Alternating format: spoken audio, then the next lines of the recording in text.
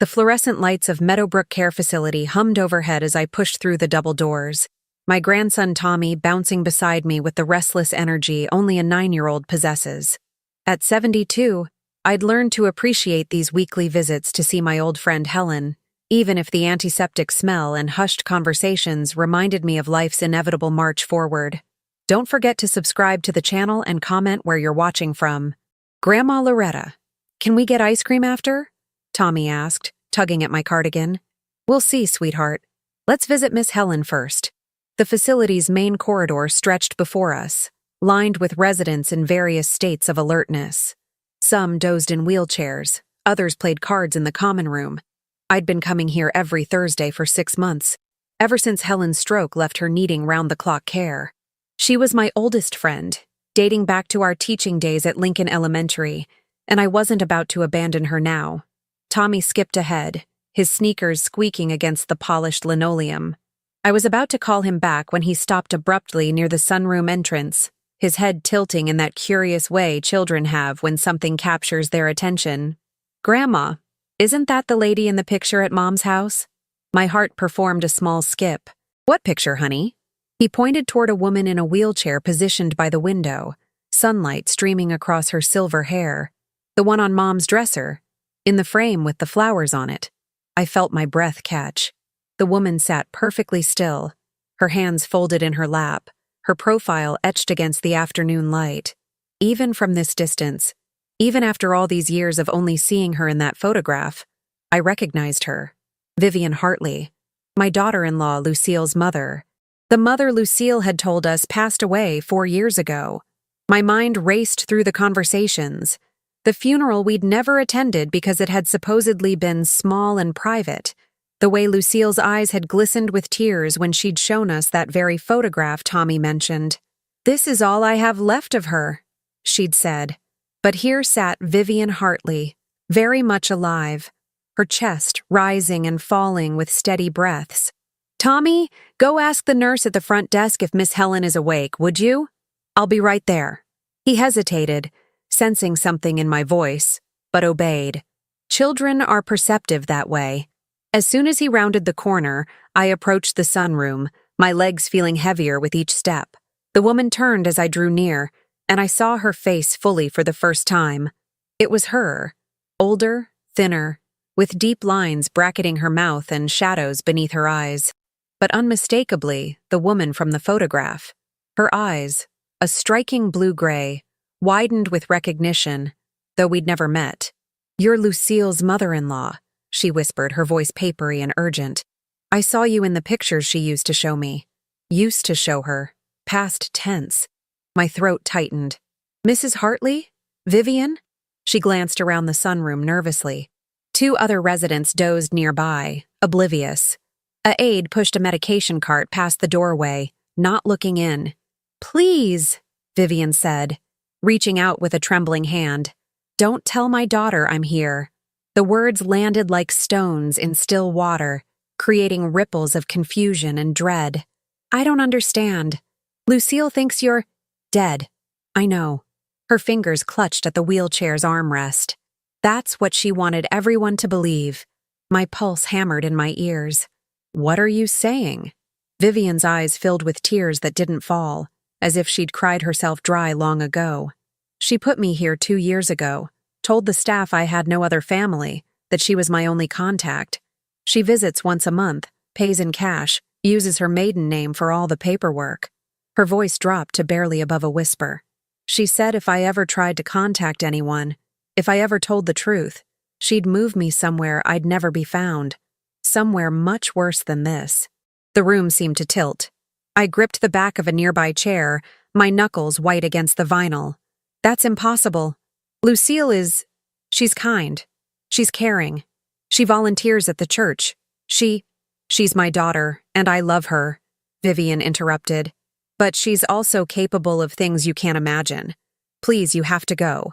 If she finds out you saw me, if she knows that I spoke to you..." "Grandma?" Tommy's voice called from the hallway. "The nurse says Miss Helen is having her physical therapy, but she'll be done in 10 minutes. I turned toward his voice, then back to Vivian. "I need to know more. I need to understand. "The file," she whispered urgently. "In Lucille's home office, there's a locked drawer in her desk. The key is taped under the bottom of her jewelry box, the wooden one shaped like a heart. But please be careful. She's dangerous when cornered." "Grandma?" Tommy appeared in the doorway, his face scrunched with concern. I straightened, forcing my expression into something resembling normalcy. "Coming, sweetheart." I looked back at Vivian. "I'll figure this out." "No." Her voice was sharp now, desperate. "Just forget you saw me. Protect yourself, protect your grandson. Some secrets are buried for a reason." But I couldn't forget. Even as I walked away, even as I sat with Helen and made pleasant conversation about the garden outside her window, even as Tommy chattered about his baseball game on the drive home, Vivian's words echoed in my mind.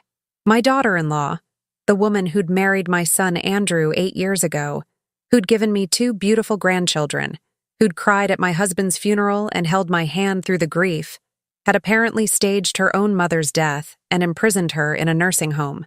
The question wasn't whether I would investigate. It was whether I'd survive what I discovered. That evening, I sat in my kitchen with a cup of chamomile tea I couldn't drink, my hands wrapped around the warm ceramic as if it could ground me in reality.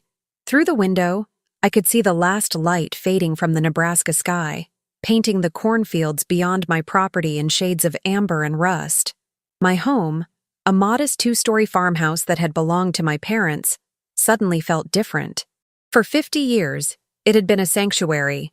Now it felt like a watchtower, and I was standing guard over secrets I didn't yet understand.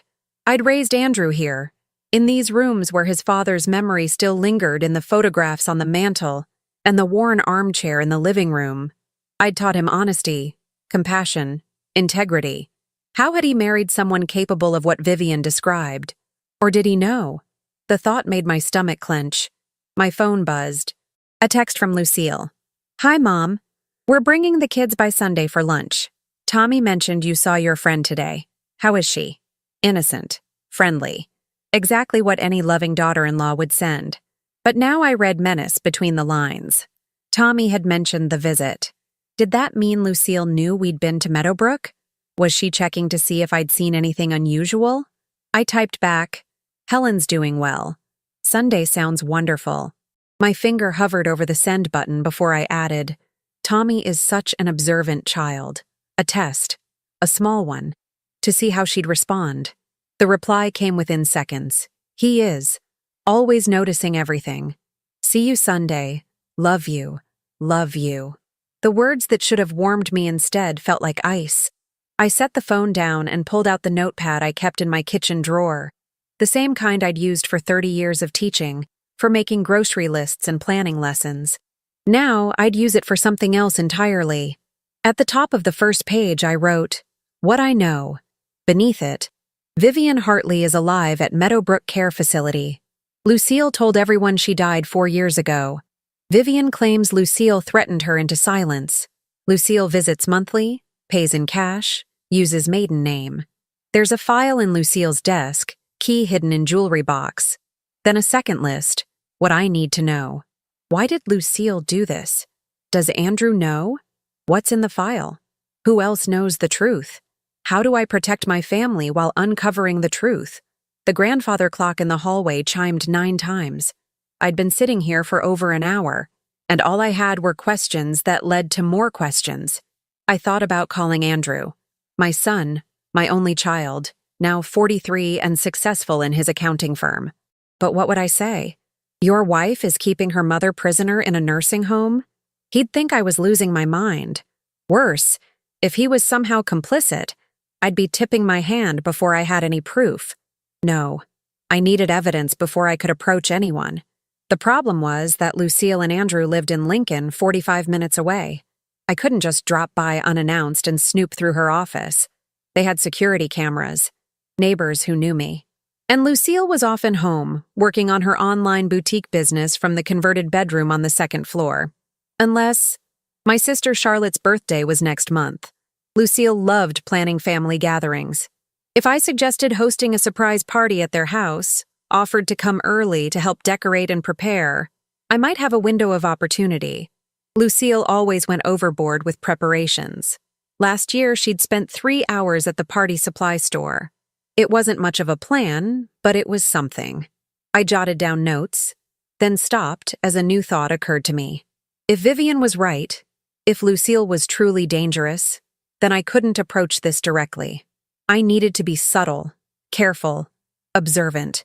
I needed to become someone I'd never been before, a detective in my own family's life.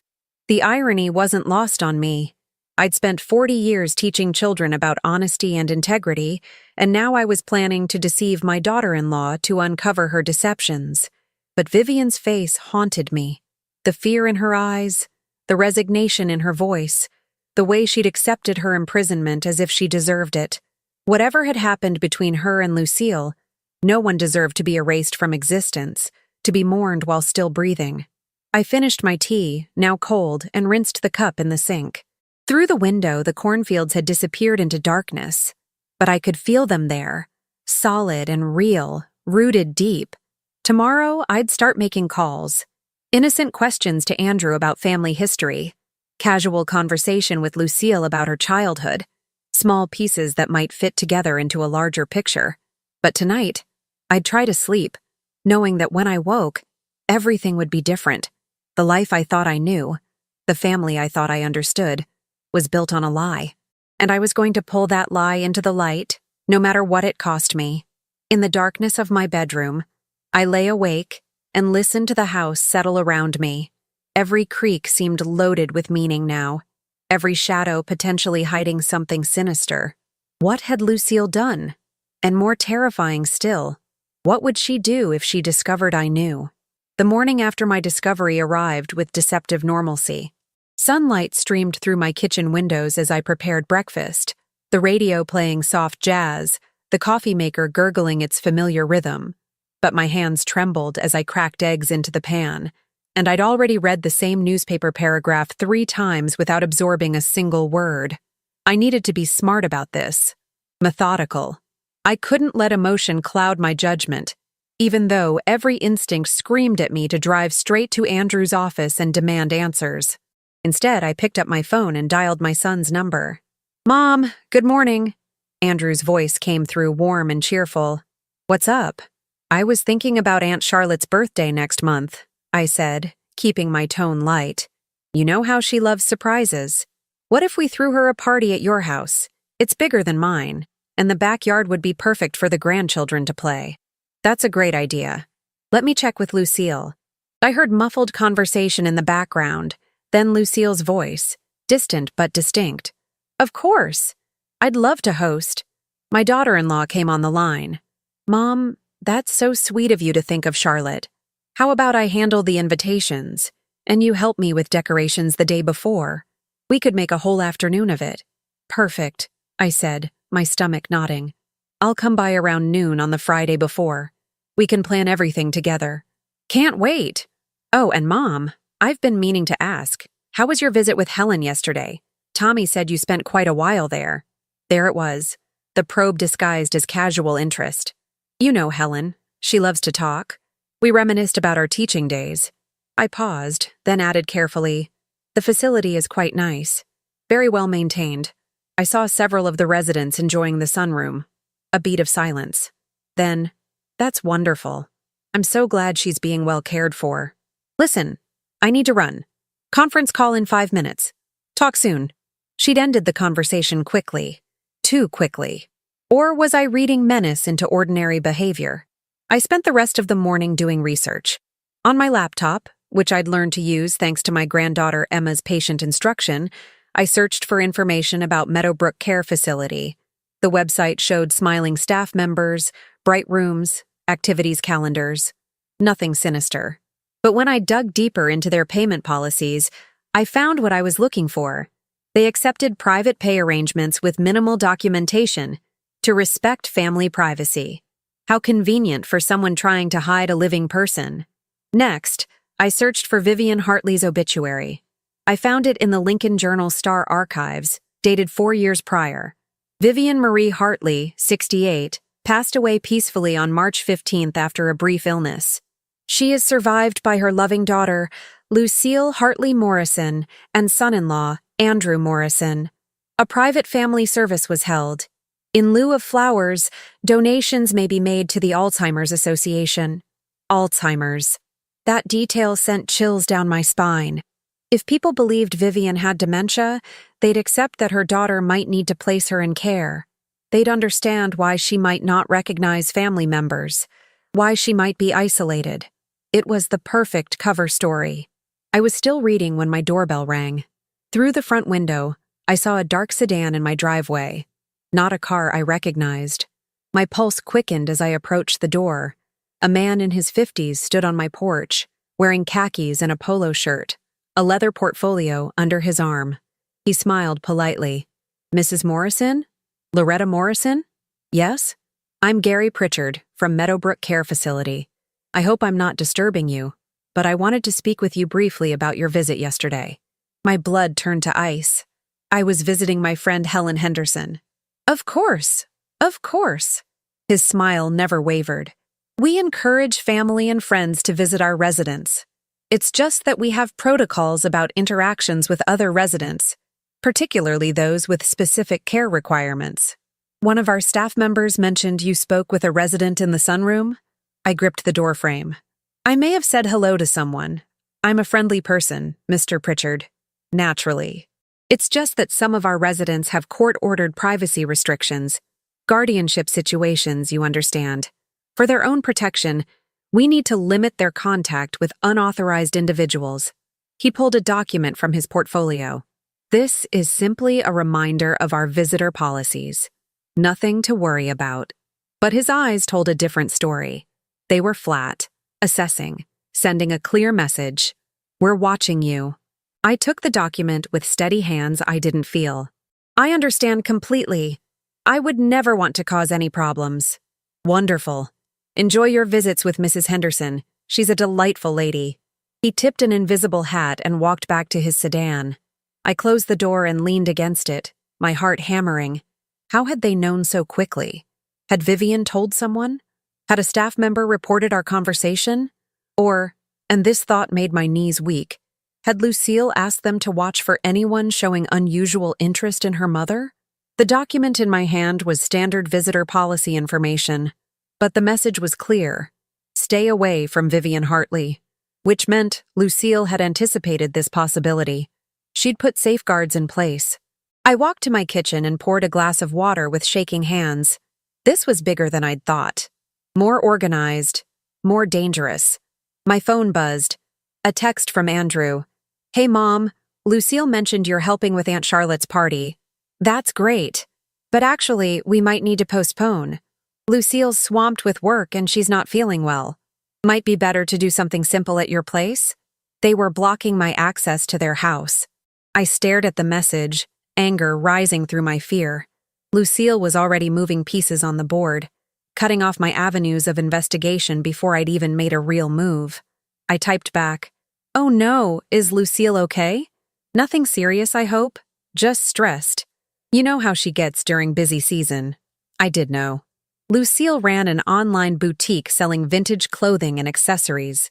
She'd built it from nothing, working long hours, photographing items, managing inventory. It had always seemed admirable. Now I wondered what else those long hours alone in her office might conceal. Well, let me know if I can help. Maybe I could bring dinner by this weekend? Give her a break from cooking. That's sweet, but we'll be fine. Talk later. The conversation ended abruptly. Andrew had never been curt with me before. Was Lucille standing over his shoulder, dictating his responses? Or had she already told him some version of events? Perhaps that I'd been acting strangely, that I'd bothered a resident at Helen's facility, that she was worried about my mental state. The thought made me nauseous. At 72, I was still sharp, still capable, but ageism was real. How easy would it be for Lucille to plant seeds of doubt about my competence, to suggest I was becoming confused, paranoid, a danger to myself? I couldn't let that narrative take hold. I needed an ally, someone who knew me, who'd vouch for my sanity if Lucille tried to paint me as a delusional old woman. But who could I trust? Not Andrew. Not yet. Not until I had proof. Not my sister Charlotte. She was sweet but naive. and she'd inadvertently reveal everything to Andrew within a day. Helen was too frail, and dragging her into this felt cruel. That left my neighbor, Frank Dietrich. He was 75, a retired police officer who'd lived next door for 20 years. We'd shared countless conversations over the fence, had helped each other through our respective spouses' deaths, had traded garden vegetables every summer. If anyone would believe me and offer practical advice, it was Frank. I found him in his garage, tinkering with an old motorcycle he'd been restoring for years. "Loretta," he looked up with a grease-stained grin. "Come to lecture me about tracking dirt into my house?" "Frank, I need to talk to you about something serious, something I can't discuss with anyone else." His smile faded. He set down his wrench and wiped his hands on a rag. "Come inside." Over coffee at his kitchen table, I told him everything. Vivian in the wheelchair, the supposed death 4 years ago, the veiled threats, the nursing home administrator's visit, Andrew's sudden distance. Frank listened without interruption, his weathered face grave. When I finished, he was quiet for a long moment. "This is dangerous territory, Loretta." "I know. If you're right, if Lucille really has been lying all this time, she's committed fraud at minimum. Possibly elderly abuse, false imprisonment, identity fraud. These aren't small crimes. People who commit them don't react well to being exposed. What choice do I have? Leave Vivian there? Pretend I didn't see her? No." He shook his head. "But you need to be strategic. First rule of investigation: gather evidence before confronting suspects. You tip your hand too early, evidence disappears. The nursing home already knows I talked to Vivian. Then they'll be watching you there. You need to find another way in." He drummed his fingers on the table. "This file Vivian mentioned, that's your priority. But you can't break into your son's house." "I wasn't planning to break in." "Good, because that would be illegal and stupid." His eyes twinkled briefly. "What you need is a legitimate reason to be there when Lucille's distracted. Does she have any regular commitments? Places she goes at the same time each week?" I thought about it. "She volunteers at the church clothing drive every Tuesday morning, 9 to 11. And Andrew? Works until 6. The kids? School until 3:15. Frank nodded slowly. "So Tuesday morning, you call with an emergency. Something that requires Lucille to leave the house but can't wait. Maybe you've fallen or your car won't start and you have an important appointment. Something that makes her feel needed but also puts her under time pressure. She'll either come get you or send Andrew depending on the emergency. And while she's gone, you tell her you're fine, it was a false alarm, whatever. But you've bought yourself time to search." He paused. "Loretta, I need you to understand something. If you do this and get caught, Lucille could press charges. Trespassing. Attempted burglary. She could use it to get a restraining order. Paint you as unstable." "I know. And if you find evidence of what she's done, you'll destroy your son's marriage. Your relationship with your grandchildren might never recover." "I know that too." My voice cracked. "But Frank, that woman in the wheelchair looked at me like I was her last hope. How can I walk away?" He reached across the table and squeezed my hand. "You can't. I know you can't. That's why I'm going to help you. Frank, I'm retired law enforcement. I know how to document evidence properly. What will hold up if this goes legal?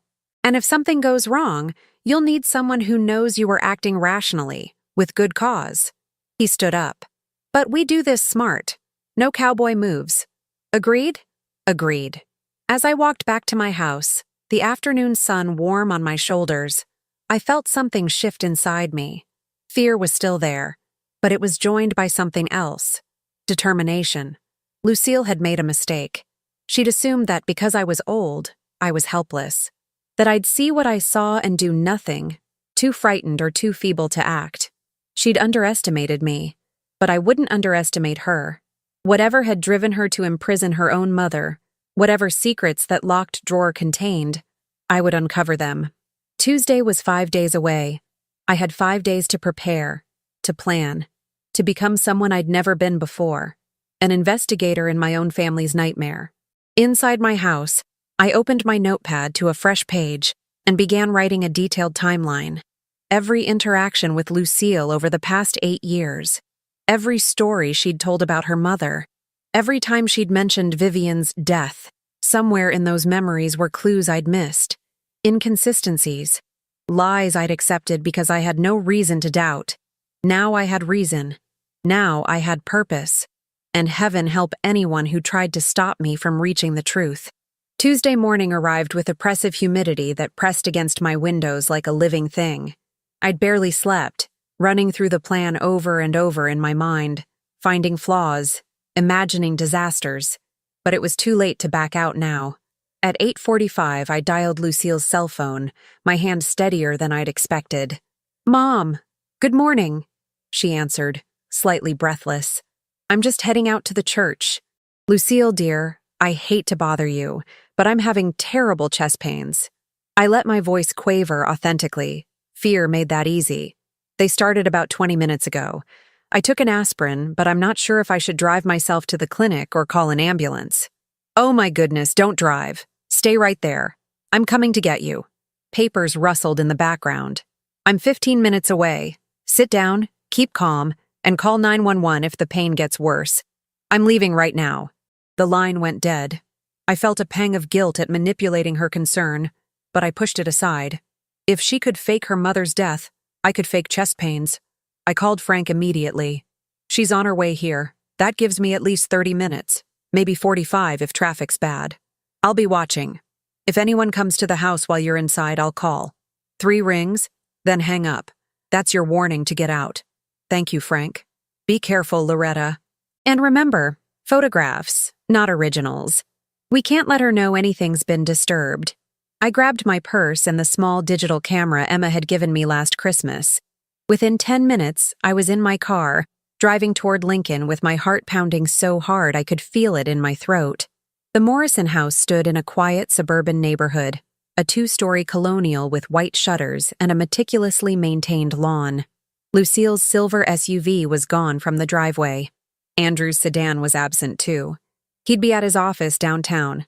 I'd kept a spare key since they'd moved in. For emergencies. This qualified, didn't it? The house was silent when I entered, smelling faintly of the lavender sachets Lucille kept in every room. I moved quickly to the second floor, to the converted bedroom that served as Lucille's office. The room was pristine. A glass-topped desk faced the window, with a high-end computer setup and a ring light for photographing merchandise. Behind the desk, floor-to-ceiling shelves displayed vintage accessories, hats, gloves, handbags, all organized by era and color. It looked like a museum exhibit, not a space where someone had buried dark secrets. But Vivian had been specific. Locked drawer, key under the jewelry box. The desk had 3 drawers on the right side. The bottom one had a keyhole. Lucille's jewelry box sat on a bookshelf, a heart-shaped wooden box with delicate inlay work. I lifted it carefully. Taped to the bottom, exactly as Vivian had said, was a small brass key. My hands trembled as I peeled off the tape and carried the key to the desk. It slid into the lock with a soft click that sounded thunderous in the quiet house. Inside the drawer were file folders, neatly labeled. My breath caught as I read the tabs. Meadowbrook, monthly statements, mother, medical records, POA documents, trust fund, disbursements. I pulled out the first folder and began photographing pages, working as quickly as I could while trying to keep my hands steady. The Meadowbrook statements showed payments of $3,000 per month, made in cash, going back 26 months. Not 4 years, 26 months, which meant Vivian had been telling the truth. She'd only been there for just over 2 years, not since her supposed death. But where had she been for the 2 years in between? The medical records were worse. They documented a diagnosis of early-stage Alzheimer's, but the signature on the diagnostic report didn't match the name. I photographed it closely. Dr. Michael Brennan, cognitive neurologist. Except when I looked at the license number, something felt wrong. The formatting looked off. With shaking hands, I pulled out my phone and searched for Dr. Brennan. His practice existed, but according to the website, he'd retired 3 years ago. The date on Vivian's diagnosis was 18 months ago. The report was fake. My stomach lurched. Lucille hadn't just hidden her mother. She'd created false medical documentation to justify it. The POA folder was next. Power of attorney documents, signed by Vivian, granting Lucille complete control over her finances and medical decisions. But the signature looked shaky, uncertain. Nothing like the firm handwriting I saw on an old birthday card tucked behind the forms. A card Vivian had apparently sent Lucille years ago, before everything went wrong. Had Vivian signed under duress? Or had Lucille forged it entirely? I was photographing the trust fund documents when I heard it, the chirp of the security system being disarmed. Someone was home. My phone rang once, twice, 3 times, then stopped. Frank's warning. Panic flooded through me. I shoved the folders back into the drawer, locked it, my fingers fumbling with the key. The jewelry box. I had to return it. But footsteps were already on the stairs. I dropped the key into my pocket, no time, and moved toward the door just as it opened. Lucille stood in the doorway, her face pale, her eyes locked on mine. In her hand was her cell phone, and on its screen I could see myself, standing in her office, captured by a camera I hadn't noticed. "Mom." Her voice was flat. "What are you doing here?" My mind raced. I was feeling better, and I thought I'd surprise you. I remembered you'd mentioned wanting to reorganize this room, and I thought, don't. She stepped inside, closing the door behind her. Don't insult both of us with lies. The temperature in the room seemed to drop. This wasn't the Lucille I knew, the warm, nurturing woman who'd married my son. This person was cold, calculating, dangerous. "You went to see her," Lucille said softly. "That busybody nurse from Meadowbrook called me yesterday. Said a resident's friend had engaged in an unauthorized conversation with one of our privacy-restricted patients. She sent me the security footage. It was you." "Lucille, I can explain." "No, I'll explain." She moved closer, and I instinctively backed up against the desk. "You saw my mother. She fed you her version of events. Poor Vivian, imprisoned by her evil daughter. And you believed her because you're a good person who can't imagine the things she's capable of." "What things?" My voice came out stronger than I felt. What did she do that justified erasing her existence? Lucille's laugh was bitter. Erasing her? I saved her. From herself. From the mess she made of both our lives. She pulled out her phone and scrolled through photos, then thrust it at me. Look at what my childhood was." The images showed a younger Lucille, maybe 12 years old, in what looked like a rundown apartment, bruises on her arms, a black eye. In one photo, she was trying to smile, but the expression was heartbreaking in its forced cheerfulness. "My mother was an addict," Lucille said, her voice trembling now with emotion that was horribly real. "Pills, alcohol, whatever she could get. She'd disappear for days. I'd come home from school and find strangers in our house. Men who looked at me in ways no child should be looked at." She grabbed the phone back. "I raised myself. I protected myself. And when I finally got out, when I made something of my life, she showed up demanding money, threatening to tell Andrew's family, to tell you, what a terrible person I was, what kind of trash I came from." I felt the room spinning. "Lucille, she tried to blackmail me. Said she'd tell you I'd been in foster care, that my father was in prison, that I'd lied about my past. She said she'd ruin my marriage, turn Andrew against me, take my children away." Lucille's eyes were wet now, desperate. "So yes, I hid her. I created a story that made sense. I put her somewhere safe where she couldn't hurt my family, where she couldn't destroy everything I'd built. But the fake medical records were necessary." Lucille's voice hardened again. "To get her into a facility without questions, to protect my identity, to make sure she couldn't manipulate anyone else the way she manipulated me my entire childhood. She's your mother. She's a monster who gave birth to me." Lucille wiped her eyes roughly. "And now you know. Now you have evidence in that camera you think I didn't see you holding. So what are you going to do, Mom? Turn in your daughter-in-law? Destroy your son's marriage? Explain to Tommy and Emma why Grandma sent their mother to prison?" The words hit like physical blows. She was right. If I went to the authorities with what I'd found, the consequences would ripple through my entire family. Andrew would be devastated. The children would be traumatized. And Lucille, whatever she'd done, whatever her justification, would likely face criminal charges. But Vivian's face haunted me. The fear in her eyes. The resignation. Vivian told me you threatened her, I said quietly. That you visit once a month and make sure she stays silent. I visit to make sure she has everything she needs. To pay her bills. To ensure she's comfortable. Lucille's voice cracked. Do you think I enjoy this? Do you think I wanted to spend the rest of my life managing this nightmare? But she left me no choice. There's always a choice.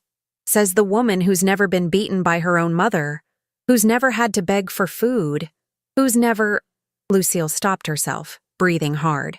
You don't get to judge me. You had a good life, a good family. You don't know what it's like to claw your way out of darkness only to have it follow you.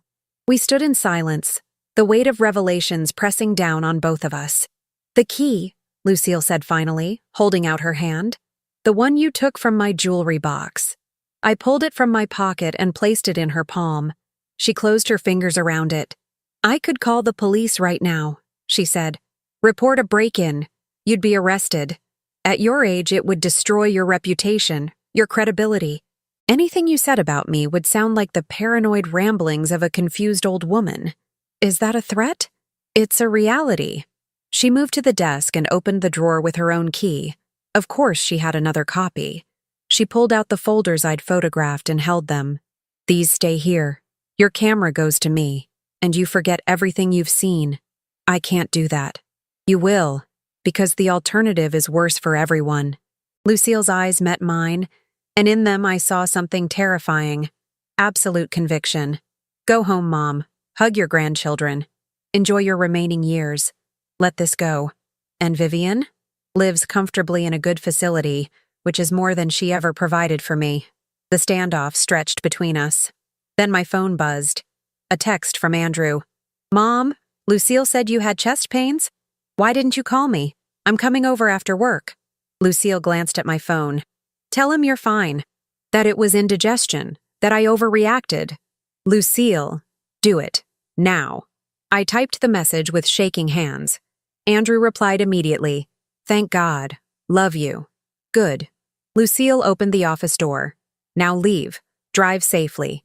And think very carefully about what you want your next move to be. Because if you come after me, I will protect my family with everything I have. And that includes protecting them from you. I walked past her, down the stairs, out the front door into sunlight that felt like a mockery. Behind me, I heard the lock click into place. I sat in my car for a full minute, my hands gripping the steering wheel, my whole body shaking. Everything I thought I knew was wrong. Lucille wasn't simply a villain. Vivian wasn't simply a victim. The truth was messier, darker, more complicated than I'd imagined. But one thing was clear. Lucille had the power, the position, the ability to make me look unstable if I challenged her. She'd already demonstrated it by anticipating my moves, by catching me in her office, by having security footage and witnesses and carefully constructed justifications. And I had what? A camera full of photos I'd taken while illegally entering her home. I started the car and drove toward home, my mind reeling. Frank was waiting on his porch as I pulled into my driveway. One look at my face and he stood up. What happened? She was there. She caught me. She knows everything. Loretta and Frank? I looked at him, tears finally breaking free. She might be right. About all of it. Inside my house, I told him everything Lucille had revealed. The abuse, the blackmail attempts, the impossible choice she'd faced. Frank listened, his expression grave. That doesn't justify what she did. There are legal ways to handle these situations. Restraining orders. Adult protective services. She chose deception and imprisonment. But if Vivian really was blackmailing her, then she's a victim too, of her own mother. But that doesn't give her the right to become a victimizer herself. He paused. The question is, what do you do now? I looked at my camera, still clutched in my hand. On it were photos that could destroy my family, or save a woman from unjust imprisonment, or perhaps both. I don't know, I whispered. I honestly don't know. But I had to decide soon. Because Lucille was right about one thing. I'd crossed a line today. There was no going back to ignorance, to the comfortable lies we'd all been living. The only way forward was through the darkness. And I had no idea what waited on the other side. For 3 days, I lived in a fog of indecision. I'd uploaded the photos from my camera to my laptop, then hidden the camera itself in my attic. Every time I looked at those images, the falsified medical records, the suspicious power of attorney documents, the cash payment receipts, I felt the weight of the choice pressing down on me. Frank had been right. Lucille's childhood trauma didn't justify what she'd done, but I couldn't stop seeing the bruises in those photos she'd shown me, the fear in young Lucille's eyes, the girl who'd raised herself and built a good life from nothing. On Friday afternoon, my phone rang. Andrew's number. "Mom, we need to talk. Can I come over?" My heart sank. "Of course. Is everything okay?" "Just come over, please." He arrived within the hour, but he wasn't alone. Lucille was with him, her expression carefully neutral. And behind them, a woman I didn't recognize.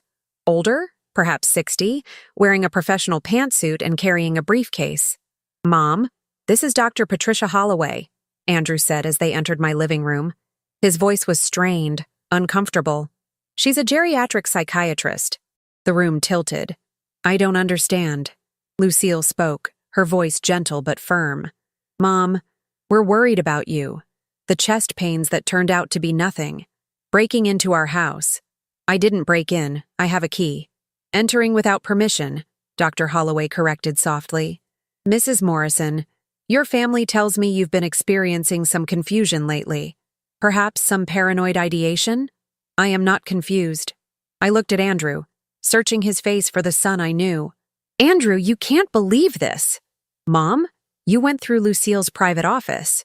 You took photographs of confidential documents." He wouldn't meet my eyes. "Lucille showed me the security footage.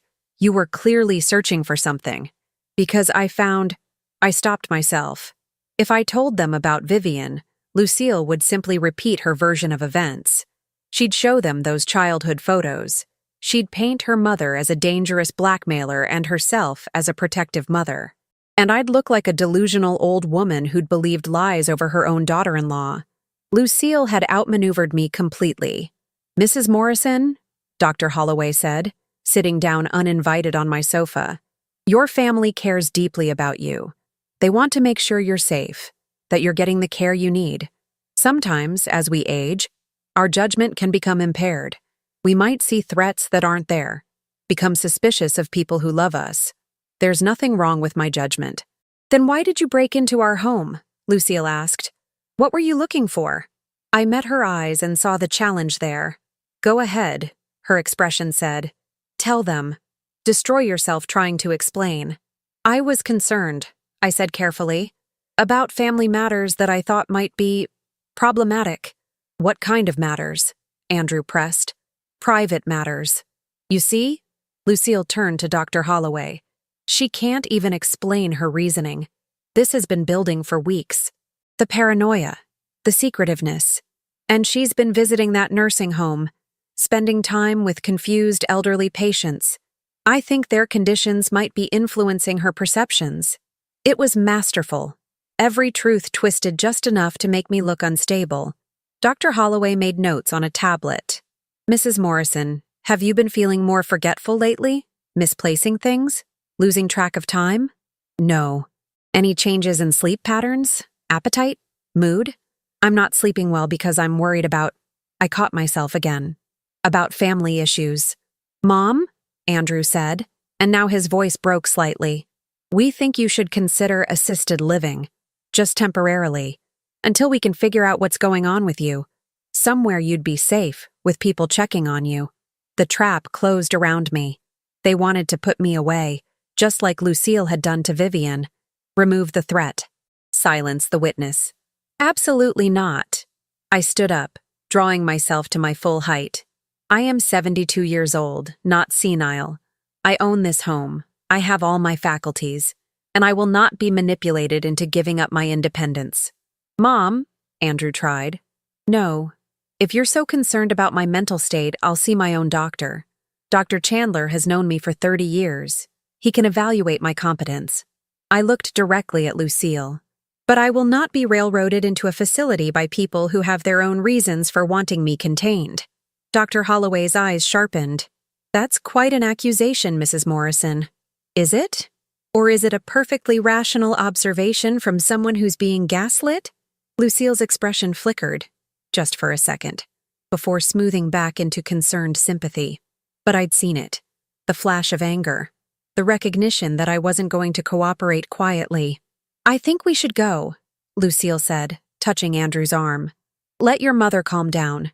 We can try again when she's more receptive. There's nothing to try. I moved to the front door and opened it. I appreciate your concern, but I'm fine. And this conversation is over. Dr. Holloway gathered her things. Mrs. Morrison, if you change your mind, please call me. Your family only wants what's best for you. She handed me a business card that I took automatically. Andrew was the last to leave. At the door, he turned back. Mom, I love you. We're doing this because we care. Are you? I searched his face. Or are you doing this because your wife told you to? He flinched. That's not fair. Neither is ambushing me with a psychiatrist in my own home. After they left, I locked the door and leaned against it, my entire body shaking. Through the window, I watched them get into Andrew's car. Lucille said something to him, and his shoulders slumped. My phone buzzed. A text from an unknown number. You should have taken the deal. Now things get complicated. R. I stared at the message, ice spreading through my veins. She'd used a burner phone or spoofed the number. Untraceable. Smart. Another buzz. Andrew doesn't want to do this. He loves you. But he'll choose his wife and children over his mother. They always do. Walk away, Loretta, while you still can. I deleted both messages with trembling fingers. A knock at the back door made me jump. Frank's face appeared in the window. I let him in, and he took one look at me and cursed softly. What happened? I told him everything. The psychiatrist. The assisted living suggestion. The veiled threats. They're escalating, Frank said grimly. Trying to get you declared incompetent before you can go public with what you know. It won't work. Dr. Chandler will vouch for me. Maybe. But Loretta, you need to understand what you're up against. If Lucille's willing to bring in a psychiatrist to manipulate your own son against you, she's prepared to go the distance. And she has resources you don't. Money, legal knowledge, a husband who will back her version of events. What am I supposed to do? Let her win? I'm saying you need better ammunition. He pulled out his phone. I called in a favor. Old friend of mine works private security now. He's good at finding information that's not easily found. He showed me a text conversation. Vivian Hartley didn't just materialize at Meadowbrook 2 years ago. She was somewhere else first. He's tracking that down. What good does that do? Because if we can prove Lucille's timeline is a lie, if we can show she's been systematically covering her tracks, it undermines her credibility. Right now, it's your word against hers, and she's got the advantage. We need to change that equation. I nodded slowly, but doubt gnawed at me. Frank, what if she's telling the truth? About the abuse? About Vivian blackmailing her? Then we'll find evidence of that too. And if we do, we'll deal with it appropriately. But kidnapping and fraud aren't the answer to blackmail, Loretta. There were legal options. She chose the criminal ones. My laptop chimed with an email notification. I glanced at the screen and froze. The email was from an address I didn't recognize. Truthseeker2023 at Proton Mail. The subject line read, You're not the first. Frank, I whispered. Look at this. He read over my shoulder as I opened the email. Mrs. Morrison, you don't know me, but I know what you're going through. 3 years ago, I met Vivian Hartley at a different facility, Riverside Manor in Omaha. She told me the same story she told you, about her daughter hiding her, about being threatened into silence. I didn't believe her at first. She seemed confused, paranoid. But then she showed me a letter she'd managed to smuggle out. A letter that detailed exactly what Lucille had done and why. I tried to help. I contacted Adult Protective Services. Within a week, Vivian was gone.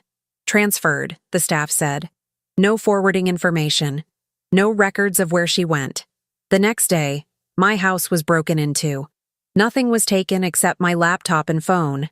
The devices I'd used to document everything Vivian told me. I was warned to stop asking questions. I have a family. I have children. I stopped. But I kept copies. Encrypted. Hidden. And now I hear someone's finally asking questions again. So I'm reaching out.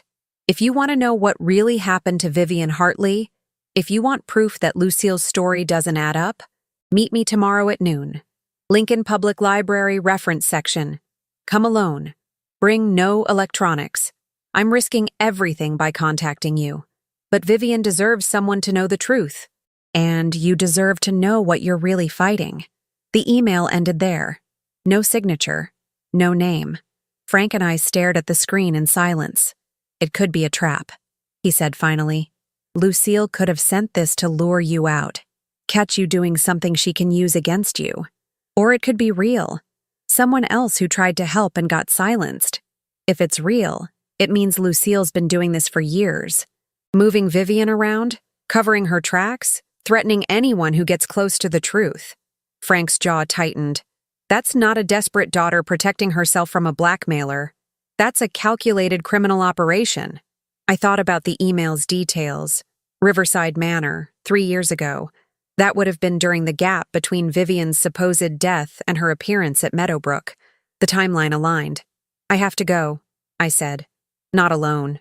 The email said, I don't care what the email said. If this is legitimate, they'll understand precautions. If it's Lucille's trap, you'll need backup. Frank pulled out his phone. I'll be nearby. Not with you, but close enough. Any sign of trouble, you signal me. How? Drop something. Your reading glasses, your purse, anything. I'll have eyes on you. I looked back at the email, reading it again. You're not the first. Those words echoed in my mind. How many people had discovered Vivian's existence? How many had Lucille intimidated or threatened into silence? And what would she do to someone who refused to be silenced? My phone buzzed again. This time, it was Andrew. Mom, please call Dr. Holloway. We're really worried.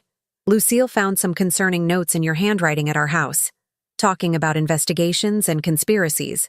We just want to help. Notes. What notes? I hadn't left anything at their house. Unless Lucille had planted them. Created evidence of my supposed paranoia to show Andrew, to justify their actions. I typed back, I left no notes. If you found something, it wasn't written by me. Mom, it's in your handwriting. I know your handwriting.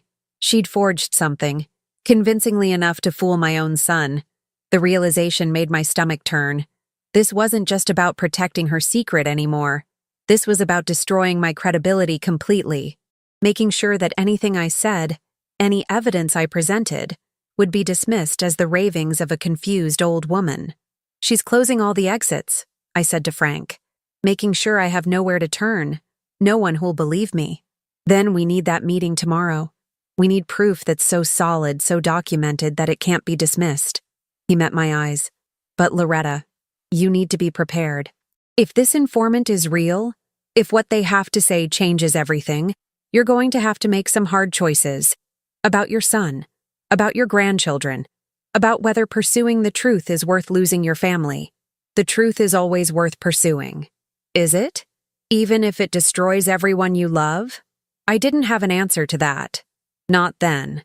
But tomorrow at noon, in the reference section of the Lincoln Public Library, I would learn just how much truth cost. And whether I was willing to pay the price. Outside my window, the sun was setting over the cornfields, painting them gold and crimson. It looked peaceful, beautiful, like everything in my life had looked before I saw the woman in the wheelchair. Before I learned that the people we love most can hide the darkest secrets. Before I understood that age and wisdom sometimes mean carrying knowledge you wish you'd never acquired. I spent that evening backing up everything. The photos from Lucille's office, the emails, my notes. I created multiple copies, stored them in different locations, sent encrypted files to email accounts Lucille didn't know about. If something happened to me, if I ended up like Vivian, disappeared, discredited, erased, someone would eventually find the truth, even if I couldn't live to tell it myself. The Lincoln Public Library smelled like old paper and possibility. I arrived 15 minutes early, my nerves stretched taut as piano wire. My phone switched off and hidden in my purse despite the email's warning to bring no electronics. Frank was somewhere in the building. I'd seen him enter through a different door, carrying a newspaper like any other Saturday patron. The reference section occupied the back corner of the second floor, surrounded by tall shelves that created a maze of relative privacy. At exactly noon, I sat at one of the study tables and waited. 5 minutes passed. 10. I was beginning to think the email had been a cruel hoax when a woman approached, carrying a stack of genealogy books.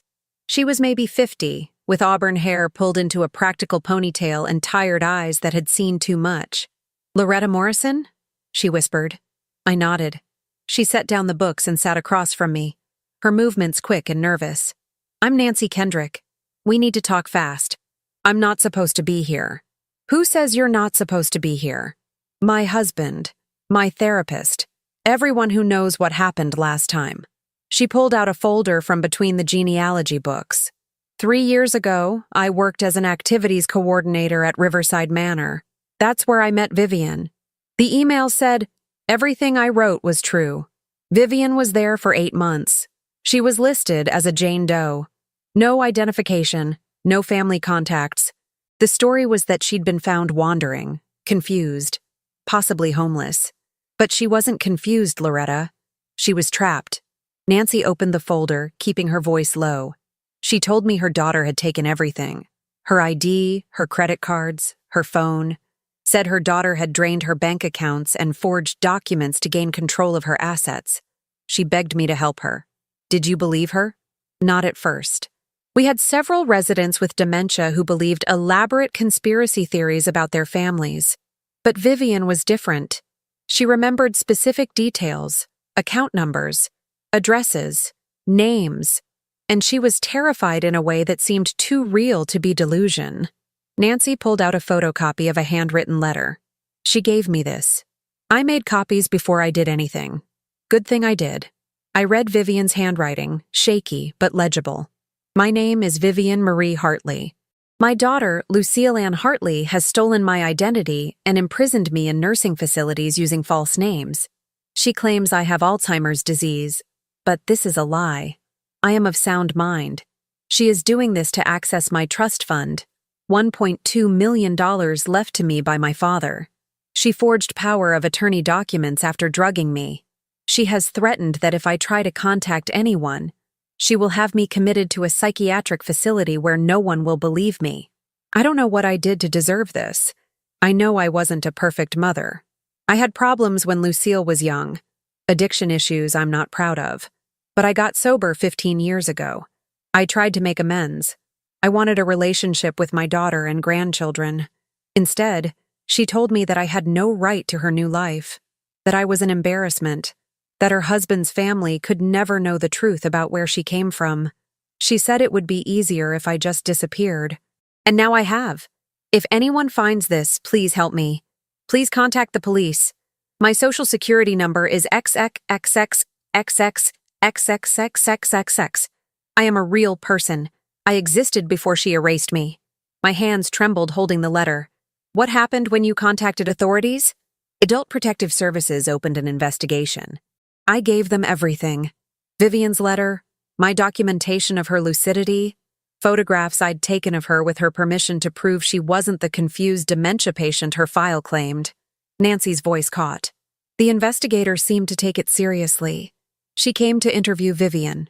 And 2 days later, Vivian was gone. Transferred, they said. Family emergency. But there was no paperwork. No proper discharge. She just vanished. Nancy's eyes filled with tears. Then my house was broken into. My car was vandalized. Someone left a note in my mailbox. Accidents happen to people who don't mind their own business. Did you go to the police? Of course. But there was no evidence connecting it to Vivian's case. The detective suggested I'd made enemies in other areas of my life, that I was being paranoid linking the incidents. She laughed bitterly. Same word they use against everyone who questions the narrative. Paranoid. So you stopped investigating. I have 2 kids, a husband with a heart condition. Someone slashed my tires while my daughter was in the car. Nancy met my eyes. I'm not proud of backing down, but I chose my family over a stranger. Maybe that makes me a coward. It makes you human. I thought of Tommy and Emma, of Andrew. But you kept the copies. Why? Because I couldn't forget her face, the hope in her eyes when I said I'd help, and then the devastation when I abandoned her. Oh, she pushed the folder toward me. This is everything. Copies of Vivian's letter, my reports to APS, photographs proving her mental competence, documentation of the suspicious transfer. It's not enough to convict anyone, but it establishes a pattern. A pattern of Lucille moving her mother around, silencing anyone who gets close. Exactly. Nancy stood up, gathering her genealogy books. I don't know what you're planning to do with this, Loretta, but be careful. Whoever Lucille really is, she's got resources and connections I never understood. The APS investigator who took my report? She was transferred to a different department a month later. The detective who handled my vandalism complaint? Retired early. Could be coincidence. Or Lucille has ways of making problems disappear. Problems and people. Nancy started to walk away, then turned back. There's one more thing. The day before Vivian vanished, she told me something strange. She said she'd finally figured out where Lucille got the money to start her business, to buy that big house, to fund her perfect life. The trust fund. No, that's what I thought too. But Vivian believed the trust was protected, that Lucille couldn't access it without Vivian's death certificate. She was terrified that Lucille had found another source, something darker. She feared Lucille might have done something unforgivable to someone else, someone who couldn't fight back. Before I could ask more, Nancy disappeared into the stacks. I sat there holding the folder, my mind racing. Another victim? Someone who couldn't fight back? What did that mean? My phone buzzed. A text from Lucille. I know where you are. I know who you're meeting. This is your last chance, Loretta. Come to the house, now. We settle this today. My blood ran cold. How did she know? Had she been monitoring my emails? Had she followed me? Another text. Bring what you have, all of it. We'll trade. My secrets for your family. Choose wisely. Frank appeared at the end of the aisle, his face grim. He'd seen the texts. I'd set up my phone to forward everything to him as backup. It's a trap, he whispered. Maybe, or maybe she's finally ready to talk. Really talk. I looked at the folder Nancy had given me. Frank, what if there's more? What if Vivian's not the only victim? Then you go to the police with everything. Now. Before this escalates further. With what? Illegal photographs from a break-in? A forged letter that might not be forged but could be? A suspicious transfer from a nursing home 3 years ago? I shook my head. It's all circumstantial. Lucille's a respected businesswoman with a clean record. I'm an old woman who broke into her house and got caught on camera. Who do you think they'll believe? So what's your play? I thought about it. Lucille wanted to trade. My evidence for what? My silence? My cooperation? Or was she planning something more permanent? But she'd made a mistake. She'd given me an opening. I'm going to her house, but not alone and not unprepared. I pulled out my phone and made a call. Andrew, it's Mom. I need you to come to Lucille's house in 1 hour. Don't tell her I called. Just make an excuse. Forgot something, need to pick up paperwork, anything. But be there, please. Trust me one more time. Mom, I don't think… Andrew, I'm asking you to trust the woman who raised you, who taught you right from wrong, who's never lied to you in your entire life. My voice broke. 1 hour. If I'm wrong about everything, I'll voluntarily see Dr. Holloway. I'll consider assisted living. I'll do whatever you think is best. But give me this one chance to show you the truth. Silence. Then, 1 hour. But Mom, if this is what I think it is, it's exactly what you think it is. That's why you need to be there. I hung up and looked at Frank. I need you to do something for me. Something important. Name it. I told him my plan. His eyes widened. Loretta, that's dangerous. If she reacts badly, then you'll be my witness. You'll have everything documented. And Andrew will see who his wife really is. I stood up, folder in hand. I'm 72 years old, Frank. I've lived a good life. But I will not go to my grave knowing I let an innocent woman suffer because I was too afraid to act. Vivian might not be innocent. Maybe not. But she's human. And she deserves the truth to come out, whatever that truth is. Lucille's house looked the same as always. Perfect lawn, flower boxes bursting with color, a wreath on the front door that said, "Welcome," the facade of a happy home. I rang the doorbell. Lucille answered immediately, as if she'd been waiting. "Loretta, come in." Her voice was calm, controlled, dangerous. I followed her to the living room where photographs lined the mantel. Andrew and Lucille's wedding, the grandchildren's school pictures, family vacations, all the memories of a life built on lies. "Where is it?" Lucille asked. I set Nancy's folder on the coffee table. Everything. Vivian's letter from Riverside Manor. Documentation of her suspicious transfer. Proof that you've been moving her around, silencing people who try to help her. Lucille flipped through the folder without emotion. "This doesn't prove anything. It's a confused woman's paranoid writings and one bleeding heart employee's conspiracy theories. It proves a pattern, and I have more. The photos from your office, the fake medical records, the cash payments to Meadowbrook." I pulled out my phone. All backed up. Multiple locations. Multiple people have copies. "Meaning what? You'll go to the police? Destroy your son's family? Make your grandchildren hate you?" Lucille set down the folder. "You're bluffing, Loretta. You don't have the stomach for this." "You're right. I don't want to destroy my family." I met her eyes. "But I won't let you destroy an innocent woman either. So here's what's going to happen. You're going to transfer your mother to a better facility, one where she has access to phones, visitors, freedom. You're going to give her back her identification and her dignity. And you're going to make peace with whatever happened between you. Or I release everything. Not to the police. To the media. Local news loves stories about respected businesswomen hiding dark secrets. Your boutique will be destroyed. Your reputation will be ashes. Andrew will learn exactly who he married." Lucille laughed. Actually laughed. "You think you're the hero here? You don't know anything, Loretta. You don't know what she did to me, what she's capable of. Then tell me, make me understand. Why? So you can judge me? Decide I'm the monster?" Lucille's composure finally cracked. "She destroyed my childhood. She brought men into our home who hurt me. She chose drugs over her daughter every single day.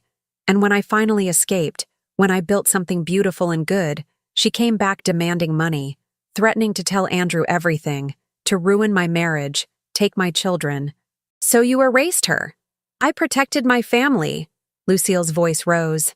"What would you have done? Let her destroy everything? Let my children learn their mother came from trash? Let Andrew's family look at me with pity and disgust? I would have gotten a restraining order. I would have handled it legally.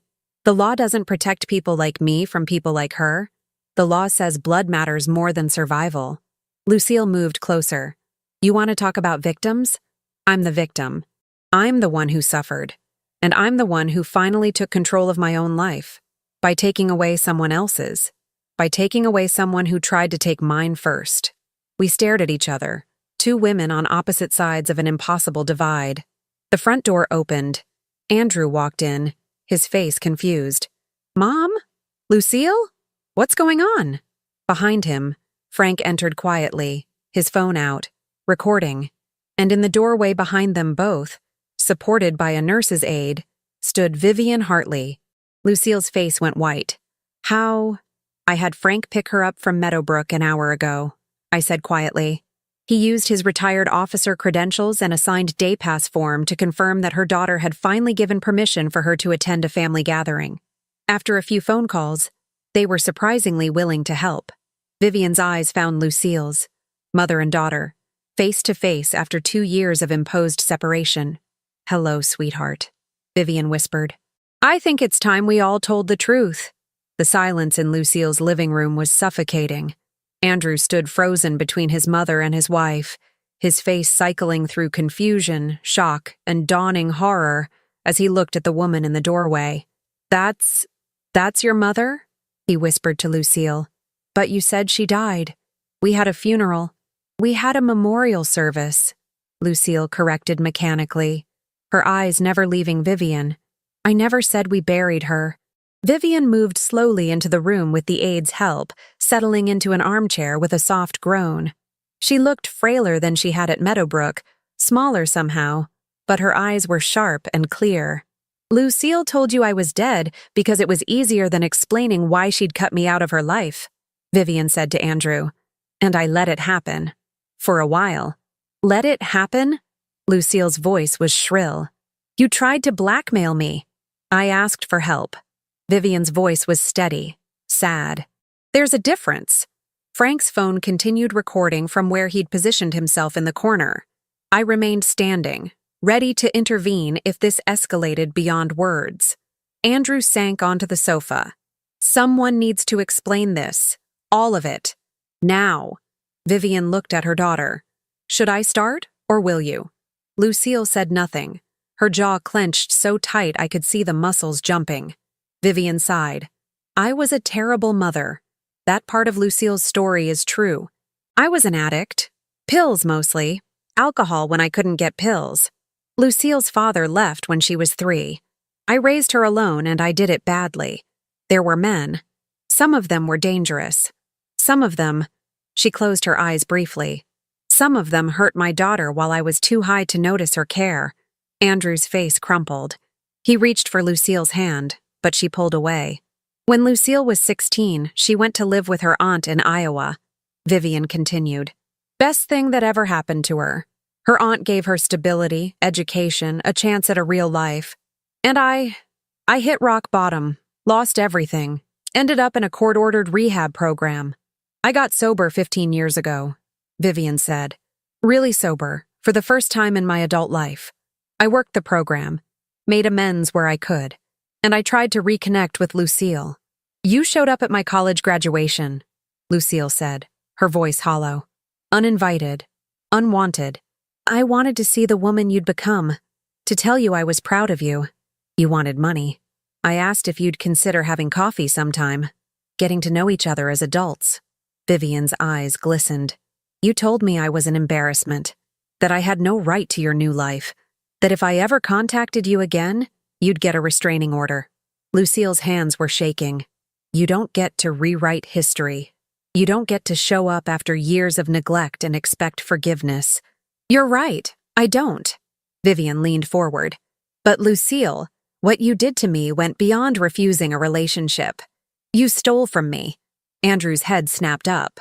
What? My father, Lucille's grandfather, left me a trust fund. $1.2 million. I couldn't access it until I'd been sober for 10 years. It was meant to give me a chance to rebuild my life. Vivian's voice hardened. Lucille found out about it. She contacted the trust administrator claiming I'd had a relapse, that I was incompetent, that she needed to be appointed guardian. That's not, Lucille started. I have the documents. I interrupted quietly, pulling out copies from the folder. Transfer requests, court filings, all signed with a forged power of attorney. Lucille's face went pale. You had me declared incompetent, Vivian said. You produced fake medical records showing I had dementia. You got yourself appointed as my guardian and took control of the trust fund. The business, Andrew whispered, looking at his wife. Your boutique. The down payment on this house. You said you'd gotten a business loan. I did what I had to do, Lucille said, but her voice lacked conviction now. You committed fraud, Frank said from the corner. Multiple felonies, actually. Forgery, identity theft, elderly abuse, false imprisonment. I protected myself, Lucille's voice broke. That money should have gone to me anyway, to compensate for the childhood she stole from me, for the scars she left, for the therapy I'll need for the rest of my life. So you took it, Vivian said softly. And when I figured out what you'd done, when I tried to access the trust and discovered it had been drained, you had me committed. First to Riverside Manor under a false name. Then, when people started asking questions, to Meadowbrook. You were going to ruin everything, Lucille said. You were going to tell Andrew the truth about me, about where I came from, about what happened to me. No, Vivian said firmly. I was going to ask for my money back, for what was legally mine, and I was going to ask you to consider family therapy, to try to heal together. She wiped her eyes. But you couldn't risk that. Couldn't risk Andrew learning your mother was alive and you'd been lying for years. Andrew stood up abruptly. I can't. He looked at Lucille as if seeing her for the first time. "Who are you?" "I'm the woman who built a good life from nothing," Lucille said desperately. "Who gave you a stable home? Who gave our children everything I never had? That's who I am." "You're a liar," Andrew said, and the words seemed to cost him everything. "You lied about your mother. You lied about the money. You lied to me every single day for 8 years. To protect us. To protect our family. By destroying hers," Andrew gestured to Vivian. "By hiding her in a nursing home. By stealing her identity and her life savings. She didn't deserve that money. Not after what she did to me." "Maybe not," I said quietly, and everyone turned to look at me. "Maybe Vivian doesn't deserve forgiveness for the mother she was. Maybe she doesn't deserve a relationship with you. But Lucille, she deserved due process. She deserved her day in court. She deserved the chance to defend herself legally, not to be kidnapped and erased. You don't understand. I understand that you were hurt. Deeply, terribly hurt. I understand that your childhood was stolen from you and that Vivian bears responsibility for that." I moved closer to Lucille. "But I also understand that you became what you feared most. You became someone who uses power to control and punish. Someone who takes away freedom when it's inconvenient. Someone who hurts the helpless." Tears streamed down Lucille's face now. "I just wanted a normal life. I just wanted to be someone other than the daughter of a drug addict. Was that so wrong?" "No," Vivian said softly. "Wanting that was never wrong. But honey, you can't build a life on lies. I learned that the hard way. Sobriety taught me that truth is the only foundation that lasts." "So what now?" Andrew asked, looking at me. "What happens now?" I glanced at Frank, then at Vivian. We'd discussed this possibility, but the decision wasn't mine alone. "That depends on Vivian," I said. "She's the victim here. She gets to decide what justice looks like." All eyes turned to the elderly woman in the armchair. She looked at her daughter for a long moment, and I saw something pass between them. Pain, recognition, and perhaps the faintest glimmer of understanding. "I want my identity back," Vivian said finally. "My social security card, my birth certificate, my legal existence. I want access to what's left of the trust fund if anything remains. And I want to live independently, with support if I need it, but with my freedom intact." "And Lucille?" Frank asked.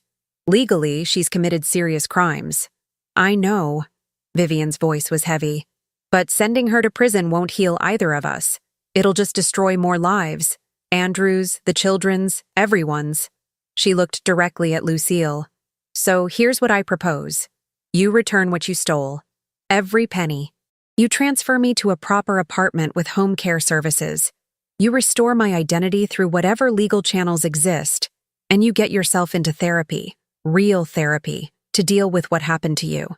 And if I do all that," Lucille whispered, "then I don't press charges. I let you keep your family, your business, your life." Vivian paused. "But I won't be hidden anymore.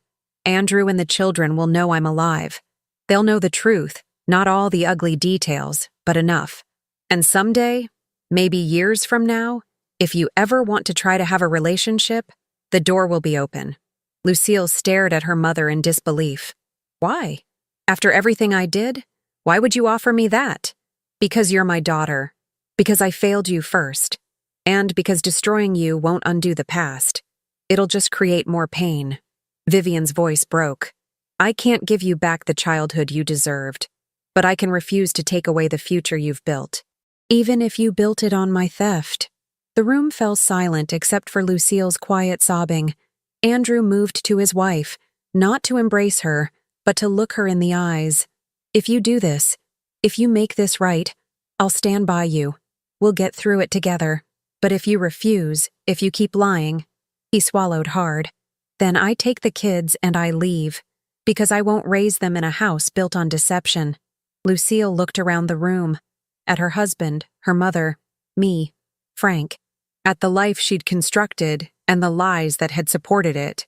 "Okay," she whispered finally. "Okay, I'll do it. All of it."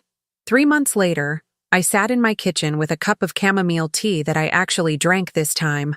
watching the autumn sun paint the cornfields in shades of amber and rust. Vivian lived in a small apartment in Lincoln now, close enough for occasional visits, but far enough for privacy. She'd recovered about $800,000 from the trust fund. The rest Lucille had spent, but she was making payments to restore it. The boutique had been liquidated to cover the debt. Andrew and Lucille were in counseling, separately and together. The children knew their grandmother was alive now. Tommy had been confused but adaptable. Emma, at 12, had been angry at the deception, but curious about this new family member. Lucille had been diagnosed with complex PTSD from her childhood trauma. Her therapist said it would take years to untangle the defensive mechanisms she'd built, but she was trying. Frank stopped by most afternoons, and we'd talk over the fence about ordinary things, weather, gardens, the neighbor's new puppy. But sometimes he'd look at me with that knowing expression and say, "You did good, Loretta. You saved someone who needed saving." I wasn't sure I'd saved anyone. I'd just refused to look away. My relationship with Andrew had been strained at first. He'd been hurt that I hadn't come to him sooner, angry that I'd broken into his house. But eventually, he'd understood. "You were the only one willing to see the truth," he'd told me. Even when it was hard. Even when it could have cost you everything. Nancy Kendrick had sent me a letter. In it, she'd written, "Thank you for having the courage I lacked. Vivian deserved someone who wouldn't give up. I hope I can be that person for someone else someday." As for me, I'd learned something about age and wisdom that I'd never fully understood before. Being old doesn't mean being helpless. It means having decades of experience reading people, seeing patterns, understanding that the world is complicated and morality rarely fits into neat boxes. Lucille wasn't a monster. Vivian wasn't a saint. They were two women who'd hurt each other, failed each other, and were now trying to find a way to coexist with the weight of that history. And I was the old woman who'd refused to let injustice hide in the shadows, even when confronting it meant risking everything I held dear. My phone buzzed. A text from Vivian. "Having dinner with the grandchildren tonight. Lucille won't be there. She's not ready, but it's a start. Thank you for giving me back my life." I typed back, "Thank you for having the grace to rebuild it with compassion." Outside my window, the cornfields stretched toward the horizon, solid and enduring. My farmhouse stood firm on its foundation, weathered but strong. I'd lived 72 years, and I'd learned that wisdom isn't about having all the answers. It's about asking the right questions, about refusing to accept easy explanations when the truth is more complex, about standing up for those who can't stand up for themselves, even when the cost is high. The woman in the wheelchair had looked at me with desperate hope, and I'd chosen to honor that hope, not with violence, not with vengeance, but with patience, intelligence, and the quiet strength that comes from a lifetime of facing hard truths. I was old, yes, but I was not powerless, and in the end, that had made all the difference. Thank you for watching, and don't forget to check out the video on your screen right now. I'm sure it will surprise you.